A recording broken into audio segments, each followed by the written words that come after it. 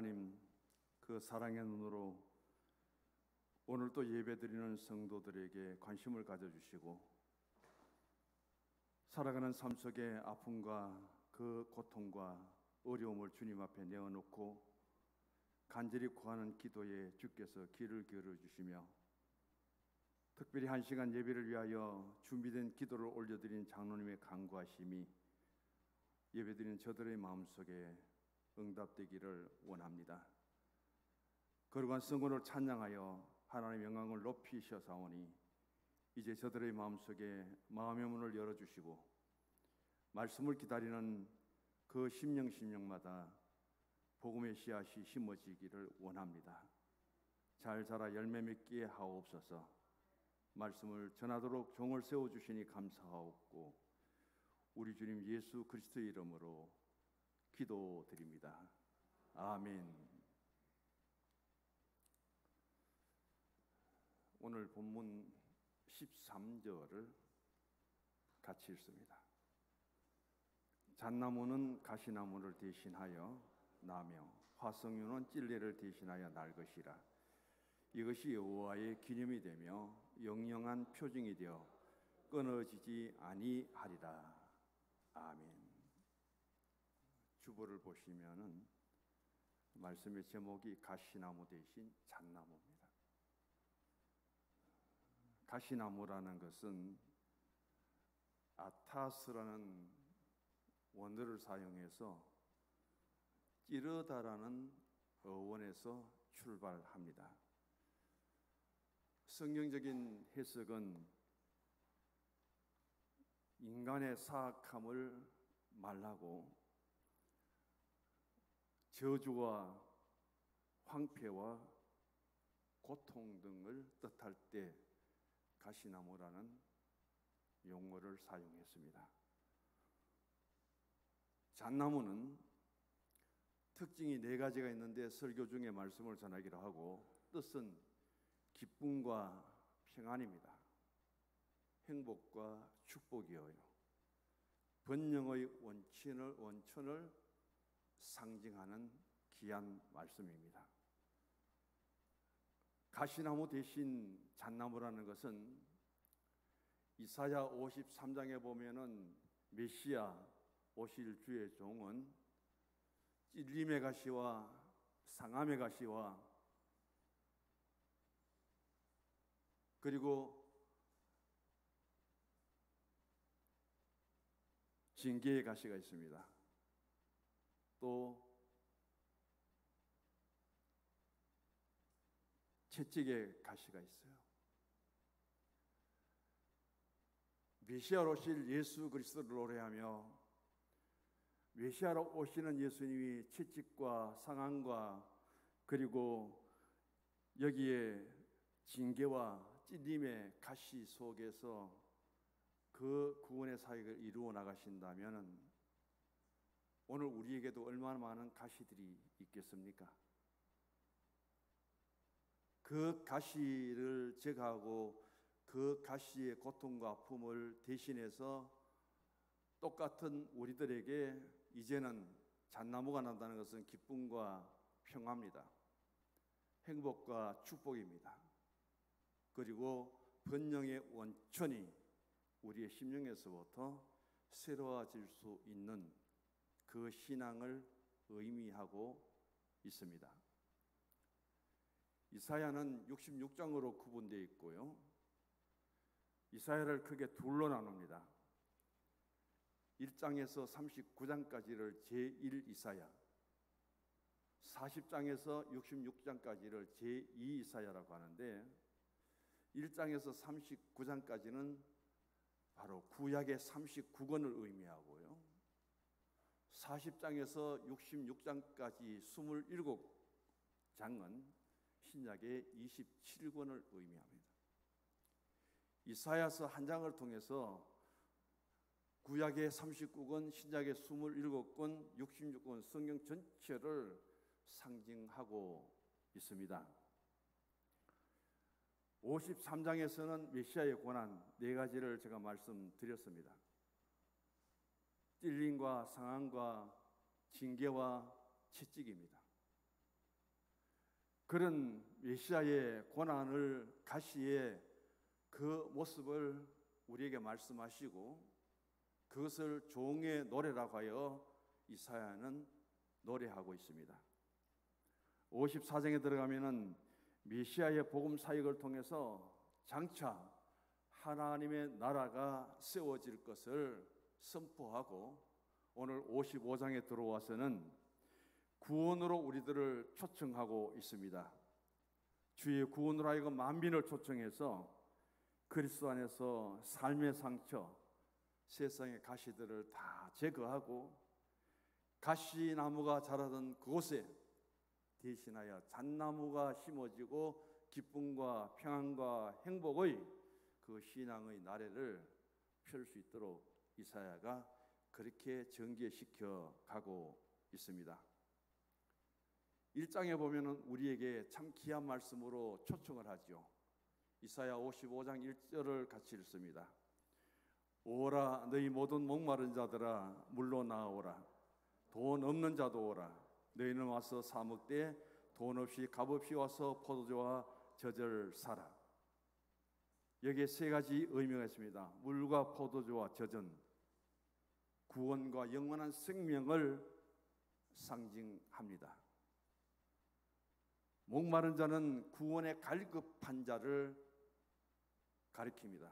목마른 사슴이 흰 이름으로 찾듯이 주의 이름으로 구원받기를 간절히 목말라하는 그런 하나님의 백성들을 뜻하고요. 돈 없는 자는 구원에 이를 만한 어떤 인간적인 조건도 자격도 없는데도 불구하고 우리를 불러주시는 그 하나님의 거룩한 초청, 그 음성을 우리에게 지금 이사야가 선포하고 있습니다. 주님은 상한 마음에 쓰러진 자, 죄의 두려움에 억눌린 자, 삶의 자리에서 지쳐서 무너진 자, 생명의 샘에 목마른 자, 진정으로 하나님의 구원의 은혜가 필요한 자들을 지금도 하나님은 우리를 초청하고 부르시는데 하나님의 가장 큰 긍휼은 이사야 55장 1절에서 우리에게 이같이 부르시고 초청합니다. 예수가 우리를 부르는 소리, 그 음성 부드럽고 오라 오라. 오늘 또 주님은 이 세상에 방황하지 말고 우리들을 주님 앞에 나아오도록 불러주시는 그 음성을 듣는 복된 시간 되기를 간절히 원합니다. 지금은 백석대학교 실용음악과 교수며 침례교회의 목사로 계시는 하덕규 목사님이죠. 복음송 유명한 가시나무가 있습니다. 3분간 이 복음송을 우리 같이 듣도록 하겠습니다.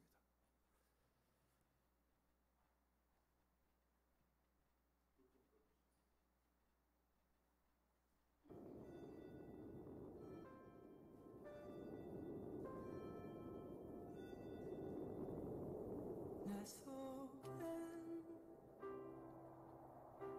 내가 너무도 많아. 당신의 쉴 곳 없네. 내 속엔 헛된 바램들로 당신의 편할 곳 없네. 내 속엔 내가 어쩔 수 없는 어둠, 당신의 쉴 자리를 뺏고 내 속엔 내가 이길 수 없는 슬픔, 무성한 가시나무 우스운데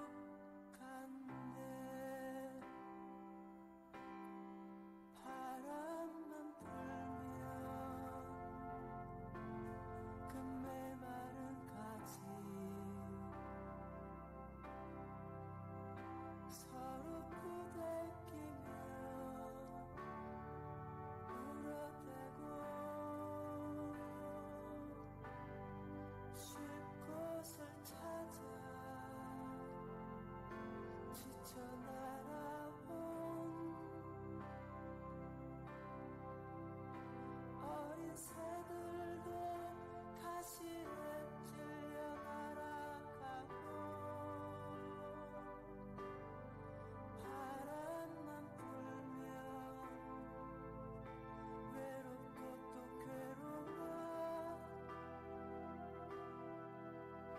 슬픈 노래를 부르던 날이 많았는데 내 속엔 내가 너무도 많아서 당신의 쉴 곳 없네.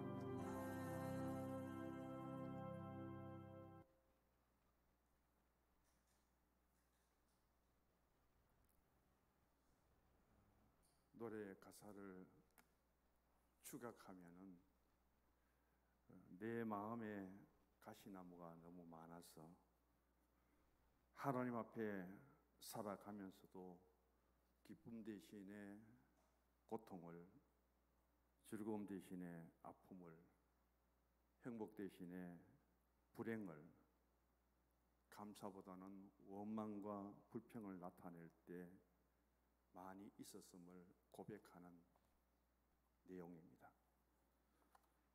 주님과 함께 산다고 고백하면서도 내 마음속에는 가시나무 숲을 이루어 있어서 그 가시 때문에 하나님을 아프게 하고 성도를 아프게 하고 그럴 때가 너무 많았음을 고백하는 회개의 찬양 중에 하나죠.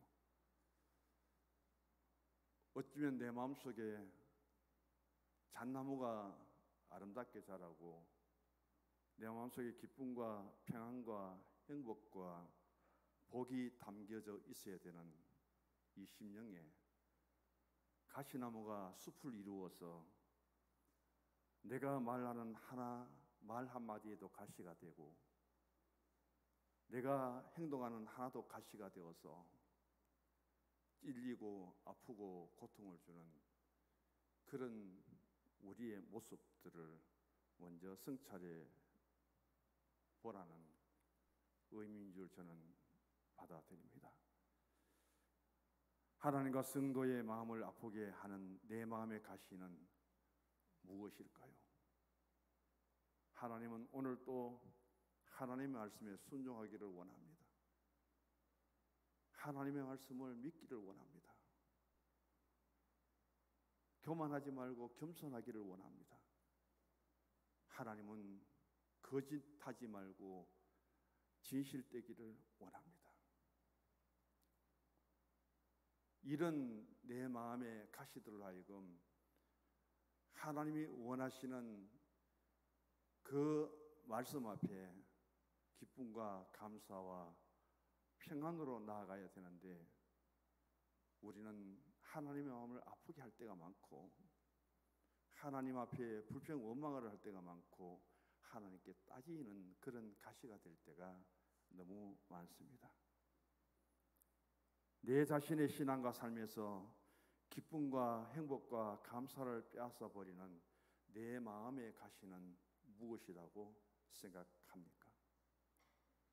우리 가정에 평안하기를 원하고 화목과 만족함을 누려야 되는데 그 행복을 빼앗아 가버리는 가시나무는 무엇입니까? 영혼의 안식과 평안을 원하며 하나님의 교회에 찾아온 성도들에게 내게 있는 기쁨과 내게 있는 평안과 내게 있는 신앙의 만족함을 심어줘야 될 우리로 하여금 오히려 내 마음에 가득 차 있는 가시의 숲을 이루고 있는 그것 때문에 내 마음에서 나오는 것은 말에도 가시가 있고 행동에도 가시가 있어서 귀한 믿음 안에 만난 성도들에게도 찔리고 아픔을 주고 고통을 주고 있지는 않는지, 그것을 돌아보라는, 생각하라는 그런 의미의 내용으로 저는 또 받아들입니다. 오늘 말씀을 통해서 첫 번째 주보에 보면은 에덴 동산에서 범죄한 후에 하나님이 내려주신 가시가 있습니다. 여자에게는 산고의 고통의 가시를 주었고요, 남자에게는 수고의 노동의 그 힘든 가시를 하나님이 내려주셨습니다. 땅에는 가시 덤불과 엉겅기의 가시를 내렸는데 단 한 번 아담과 하와의 그 불순종과 불신앙의 죄로 하여금 이 가시는, 여자에게 주어진 가시, 남편에게 주어진 가시, 이 땅에 주어진 가시는 인간이 이 땅에 사는 날 동안 계속되고 있다는 사실을 우리는 잊지 말아야 됩니다. 고린도후서 12장 7절 이하에 보면은 사도 바울에게는 말할 수 없이 고통을 주고 아픔을 주는 육체의 가시가 있었습니다. 하나님의 명령을 쫓아 그렇게 복음 선교를 위해서 자신을 하나님께 온전히 바쳤던 이 사도 바울도 육체의 가시의 아픔은 더 견디기 힘들고 어려워서 이 가시를 제거해 달라고 하나님께 3번이나 기도를 올려드립니다. 그때 하나님의 응답은 하나님의 은혜가 바울에게 족하다고 하시면서 하나님의 능력은 사도 바울의 약함을 통해서 온전케 된다고 말씀하시며 약한 것들에 대하여 자랑하라고 하나님이 명하십니다. 너무 아픕니다. 고통스럽습니다. 하나님 말씀을 전가다가 입에 거품을 쏟으면서 거꾸러지고 몸이 짙을립니다. 말씀을 보고 정하기를 원하는데 안질이 나빠서 글자도 볼 수 없고 글을 쓸 수도 없습니다. 하나님, 내 이 육체의 가시를 제거해 주십시오. 하나님 말씀합니다. 너가 핍박자고 박해자였고 스데반을 돌로 쳐 죽이고 예수 믿는 사람을 그렇게 옥에 가두려고 살기 등등했던 너를 불러서 사도로 삼아주신 그 은혜만으로도 너는 족하다. 그런 네가 육체의 가시의 고통을 하나님께 구하기보다 그것 때문에 내 자신이 참 약한 육체를 가지고 육신을 가졌구나, 그것을 자랑해라. 그럴 때 내게서 하나님의 능력이 나타날 것이다. 할렐루야. 그런 육체의 가시와 고통을 갖고 사도 바울은 누구도 하지 못했던 1차, 2차, 3차 전도여행을 마치고요, 그는 누구도 고백하지 못했던 선한 싸움 다 싸우고 달려갈 길을 마치고 믿음을 지켰고 이제는 의의 멸류관을 예비해서 바울이 하나님의 나라로 오기를 기다리며 그것을 준비한 주님 앞에 가장 기쁜 모습으로 자기 인생의 삶을 마칩니다. 신앙의 여정을 마칩니다. 정말 바울아, 너는 잘 살았구나. 정말 바울아, 너는 잘 믿었구나. 그 결과가 하나님 앞에 주어질 것을 바라보면서 소망에 넘치는 사도 바울의 모습을 우리에게 보여주고 있습니다. 가장 구체적인 가시나무의 의미는 사사기 8장과 9장에 나오고 있습니다. 바로 사사 기드온 시대임을 보여주지요. 사사 기드온은 하나님 말씀을 순종해서 300명의 기드온 용사로 하여금 10수만 명의 미디안 그 대적들을 물리치고 승리를 얻습니다. 이 일로 하여금 가장 감동을 받은 사람은 이스라엘 백성들이에요. 그들이 찾아옵니다. 당신 같은 용사, 당신 같은 능력 있는 자, 하나님이 함께 하시는 당신이 이제 우리의 왕이 되어 달라고 백성들이 요구를 합니다. 그때 기도는 말합니다. 나는 절대 너희들의 왕이 될 수 없다. 나의 자녀들 누구도 이 나라의 왕이 될 수 없다. 이 나라의 왕은 하나님이다. 그렇게 단호하게 거절합니다. 문제는 뭐였느냐? 그런 하나님 앞에 사사로의 기도는 위대한 신앙이 있었는데도 불구하고 그런 많은 아내를 두었기 때문에 아들만 70명입니다. 그 70명의 아들 중에 세겜 출신의 한 아들이 태어났는데 아비멜렉이라는 그런 아들이요. 기드온이 죽었습니다. 태평성들이 이루던 더 이상 대적이 쳐들어오지 못하도록 40년 동안 평화를 누리다가 기드온이 죽었습니다. 문제는 그때부터 생깁니다.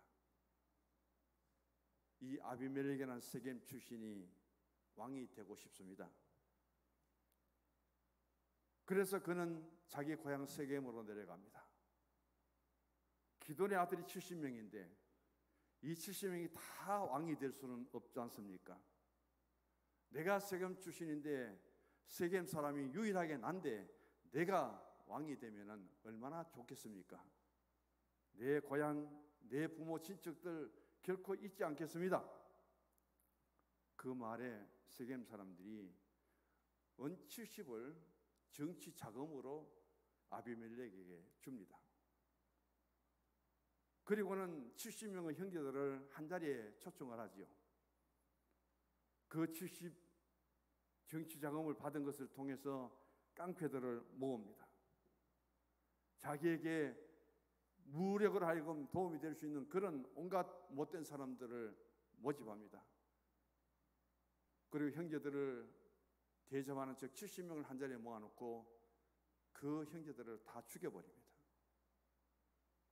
유일하게 그 자리에서 한 사람이 죽지 않고 피했는데 그 아들이 요담이라는 아들이요. 그 요담이 살아나서 이제 우하라이금 가시나무를 예로 들면서 말씀을 던지는 내용이 여기에 있습니다.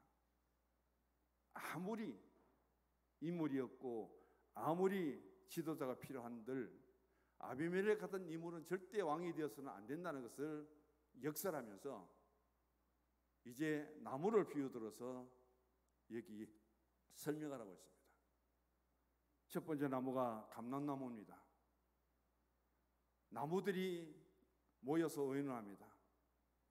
감람나무가 우리의 왕이 되어달라 할 때에 감람나무는 한마디로 거절합니다. 그러면서 말하기를 감람나무 열매를 통해서 내게로부터 나오는 그 기름의 소중함과 고귀함을 나는 결코 잃을 수 없어서 왕의 자리를 거역한다고 잘라버립니다. 두 번째는 무화과나무를 찾아갑니다.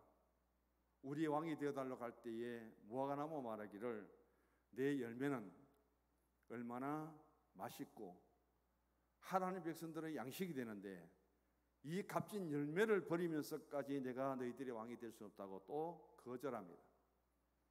세 번째 찾아간 나무가 포도나무예요.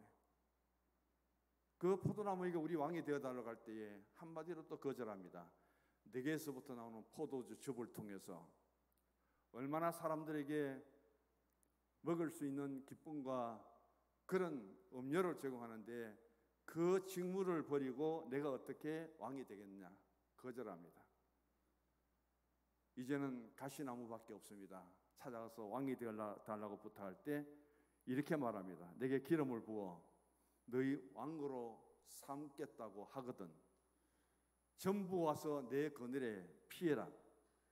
그렇지 아니하면은 내가 불을 내려서 레바논의 백향목까지도 다 불태워 버리겠다. 굉장한 억압을 하면서 이 나무들에게 공포감을 심어줍니다. 그래서 그는 내가 왕이 된다면은 철저하게 내게 순종하고 만약에 거역하면은 불을 내려서 너희 나무들을 다 태워버리겠다. 그런 내용을 담고 있으면서 왕이 되기 위하여 정치 깡패를 동원하고 권력을 얻기 위해서 수단 방법을 가리지 않는 그 가시나무가 모두 내게 의지해라. 나에게 철저하게 순종해라. 그렇지 않으면 너희들을 다 살라버리겠다. 이런 지도자가 세워졌어야 되겠느냐는 거예요.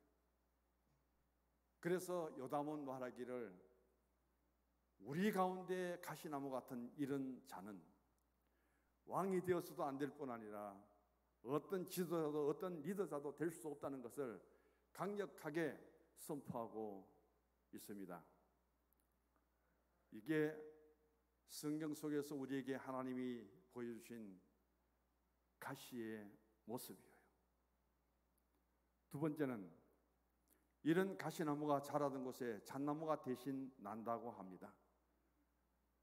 잣나무의 뜻은 말씀드렸듯이 기쁨과 평안입니다. 행복과 축복이에요. 그리고 이제 이 자리에 머무는 것이 아니라 더 성장하고 번영하는 데 원천을 상징하는 말씀입니다. 잣나무에 네 가지 특징이 있습니다. 첫 번째는 상록수입니다. 절대 변치 않는 하나님의 사랑을 의미하죠. 우리가 성탄절 그때 상징으로 푸른 나무를 엮어서 둥글게 만듭니다. 영원히 변치 않는 하나님의 사랑, 그 은혜를 뜻하지요. 여기 상록수의 첫 번째 뜻은 영원히 변치 않는 하나님, 그 사랑과 그 은혜를 상징합니다. 잣나무는 그런 의미가 있어요. 두 번째는 잣나무는 어떤 나무보다도 더 견고합니다. 그래서 땅이 좋지 못해도 비바람이 몰아쳐도 온갖 세상의 시련이 닥쳐도 그 자리를 든든하게 지키는 변함없는 자기 자리를 지켜가는 그런 의미를 우리에게 또 보여줍니다. 신앙적으로 말씀드리면은 어떤 환경에도 굴하지 않는 자기 스스로를 믿음 위에 든든히 세운 반석 같은 믿음을 상징한다고 볼 수 있지요. 세 번째는 향기가 많이 납니다. 세상에서 예수 그리스도의 향기란 우리에게 바울이 말씀하는 것처럼 믿음의 향기를 가득 품고 있는 그런 상징적인 나무가 잣나무라는 뜻이에요. 네 번째는 잣나무는 곱게 자랍니다. 구부려서 자라나는 잣나무는 없습니다. 언제나 항상 곱게 위를 향해서 그가 힘있게 자라나는 것처럼 나의 선 자리에서 어디를 바라보느냐? 하늘을 바라보며 주를 바라보며 주를 앙모하는 자, 주를 앙모하는 자, 그런 신앙의 표상이라고 말씀드릴 수 있습니다. 창세기 6장 14절에 보면은 노아 홍수 당시에 하나님은 노아에게 잣나무로 방주를 만들라고 명령 내립니다. 열왕기상 6장 15절 이하에 보면은 예루살렘 성전을 건축하는데 잣나무가 사용되었습니다. 사무엘하 6장 5절 이하에 보면은 성전에서 하나님을 경배하는 찬양하는 악기를 만들 때 악기의 재료가 전부 잣나무로서 만들어졌습니다. 이 잣나무의 궁극적인 뜻은 하나님을 만나고 예수 그리스도를 모셔서 구원받은 성도들이 죽음의 가시, 죄악의 가시, 고통과 아픔의 가시 대신 구원의 기쁨을, 죄 용서함의 평안함과 영원한 생명의 그 기쁨을 우리의 마음속에 가지고 주님을 사모하고 주님을 사랑하고 주님 베푸신 그 은혜에 오늘도 감사하고 주님 앞에 기쁨으로 나아갈 수 있는 그런 신앙을 표상합니다. 세 번째 보면은 가시나무가 자라던 곳에 잣나무가 대신 나게 하려면은 오늘 말씀을 읽었습니다. 여호와를 만날 만한 때에 만나라. 여기서 만날 만한 때에 만나라는 이 말씀, 히브리어의 마짜라고 하는 것인데 발견한다는 뜻입니다. 여기 있다는 뜻입니다. 그 어근을 찾아 따르면 못잔데 밖으로 나가라는 의미가 있습니다. 여기 밖으로 나가라는 것은 능동적인 행동을 요구합니다. 능동적으로 하나님을 찾으라는 말씀이에요. 그럴 때 하나님은 만나 주신다는 겁니다. 우리는 마가복음 10장에 나오는 바디메오가 얼마나 능동적으로, 얼마나 적극적으로 다윗의 자손 예수 그리스도를 찾았습니까? 얼마나 부르짖었습니까? 그러므로 가시나무를 제거하기 위해서도 행동을 해야 되고, 그 가시나무가 자라던 곳에 대신 잣나무가 자라도 하기 위해서는 그곳에 잣나무를 심어야 되는 거죠. 행동하지 않고는 있을 수 없는 일입니다.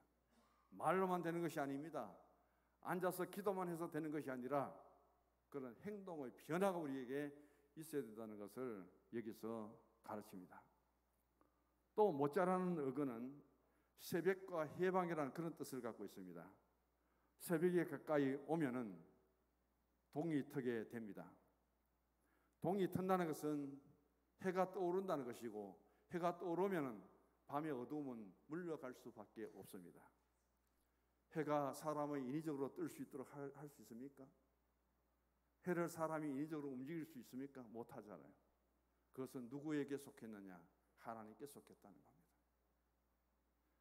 그렇게 암흑의 밤일지라도 해가 떠서 떠오르면은 어둠이 물러가고, 해가 떠오르면은 어두웠던 것이 밝아지는 것, 이것은 어디에서 이루어지느냐? 하나님의 주권 속에 하나님의 능력으로 이루어지는 거예요. 이 법칙은 인간이 마음대로 할 수 없습니다. 하나님의 철저한 창조의 법칙입니다. 반드시 새벽은 옵니다. 어둠도 힘든 것도 고난도 인내하며 그때까지 우리는 좌절하지 말고 실족하지 말고 주님을 찾으라는 거예요. 그때가 여호와를 만날 만한 때고, 그때가 여호와를 찾을 만한 때입니다. 그래서 능동적인 행동으로 우리는 낙심하여 앉아서 울지만 말고 주님 찾아 행동으로 옮기고 그 주님 앞에 찾아 나아갈 때 주님은 만나 주신다는 그 신앙의 승립을 여기에서 다시 한번 확인할 수 있습니다. 바디메오는 어릴 때부터 눈이 멀었습니다. 바디메오는 거지입니다. 바디메오에게 있어서 얼마만큼 그의 삶의 육체의 가시가 많았는가? 소경의 가시입니다. 가난의 가시입니다. 고통과 외로움의 그 가시까지 갖고 있습니다. 그런 바디메오가 앉아만 있었습니까? 기도만 하고 있었습니까? 예수님에게 달려갑니다. 힘있게 예수님을 부릅니다. 그 예수님 만났습니다. 예수님 만나니까 그에게 주어진 소경의 가시, 질병의 가시, 그리고 가난의 가시, 고통과 아픔의 가시는 해결되었습니다. 바로 이런 믿음의 진정한 체험과 경험을 가지는 진정한 신앙이 되어서 내 속에 가시가 숲을 이루고 있는 그것을 예수 이름으로 제거하고 내 심령 속에 잣나무가 다시금 자라나서 고통과 아픔과 찔림의 그 가시가 있던 내 마음에 기쁨과 감사와 행복과 축복이 가득 찬 그런 심령으로 내가 변화되어야 됩니다. 달라져야 된다는 말씀이에요. 그것을 통해서 오늘 우리들에게 주신 말씀의 내용입니다. 하나님의 생각과 인간의 생각, 하나님의 생각과 나의 생각 다를 수밖에 없지요. 그 설명은 생략하도록 하겠습니다. 하나님의 생각과 우리 사람의 생각의 가장 큰 차이점은 두 가지만 말씀드립니다. 하나는 창세기 3장에 아담과 하와가 바라본 선악을 알게 하는 나무 열매입니다. 하나님이 생각했던 선악을 알게 하는 나무 열매입니다. 모든 것을 다 가져라. 모든 것을 소유해라. 그러나 선악을 알게 하는 나무 열매는 범하지 말아라, 따먹지 말아라. 그게 하나님의 깊은 생각이에요. 선택권은 인간에게 있는데 어느 것을 선택할 것인가? 그런데 뱀이 와서 유혹합니다. 그것을 통해서 결국 하나님의 생각과 다르게 아담과 하와는 그 열매를 따먹음으로 하여금 하나님의 생각을 완전히 벗어나 버립니다. 결과는 우리가 많이 들었잖아요. 노아 홍수 후에 이제 새로운 노아 8식구를 통해서 세상이 편만하고 번성합니다. 시날 평지에 그 무리들이 모였습니다. 바벨탑을 샀습니다. 인간의 생각과 하나님의 생각은 여기에서 말할 수 없는 차이가 나버립니다. 그래서 하나님은 그 인간의 계획들, 생각들을 완전히 깨트려 버립니다. 여기에서 우리는 하나님의 생각이 무엇이고 하나님의 뜻이 무엇인가, 그것을 내가 발견하고 그 하나님의 뜻을 따라, 하나님의 생각을 따라 내 생각을 맞추고 능동적으로 행동으로 옮기는 것이 무엇냐? 가시가 제거되고 잣나무가 내게 주어질 아름다운 신앙의 기쁨과 평안입니다. 하나님 생각과 인간의 생각이 같이 할 때 여리고성 함락을 보시기 바랍니다. 그리고 아브라함과 이삭이 모리아 산에 올라가서 하나님의 생각과 이 아브라함의 생각이 일치되는 그곳에 어떤 역사가 일어납니까? 오늘 기드온이 하나님의 생각을 따라 300명의 기드온 용사로 하여금 하나님이 세우신 작전 그대로 순종할 때 기드온에게 어떤 승리가 있었습니까? 여리고성도 마찬가지입니다. 믿음 생활 잘하시는 분은 내 생각을 하나님의 생각에 맞추는 거예요. 하나님의 생각에 확신이 내가 들었다면 능동적인 행동을 통해서 그걸 향해서 내가 일어서야 되고 일해야 된다는 겁니다. 주보 마지막에 결론을 같이 읽습니다. 너희는 여호와를 만날 만할 때에 찾으라. 가까이 계실 때에 그를 부르라. 여호와께로 돌아오라. 그리하면 그가 긍휼히 여기시고 너그럽게 용서하시리라. 아멘. 하나님, 우리에게